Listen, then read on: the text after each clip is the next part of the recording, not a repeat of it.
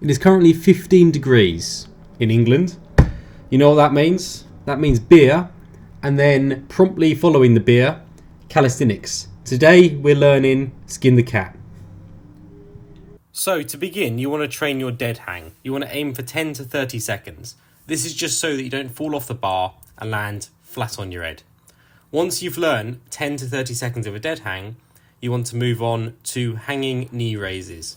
So raise your knees as high as you can. You want to hit 10 of these just to gain that core strength. Make sure that you're able to pull your knees right up to your chest. After you can do 10 to 8 of those, we're going to move on to toe to bars. This is very important. If you can do 8 to 10 toe to bars, you can progress. So train these until you can do 8 to 10. And then you want to do some shoulder warm-ups. So roll your shoulders like I'm showing you here. And then once you're ready, jump onto a high bar and we're going to combine all the movements you've learned. So the dead hang, the toe to bar, and then skin all the way through. Push all the way through until your toes are level with your forehead and then pull back through.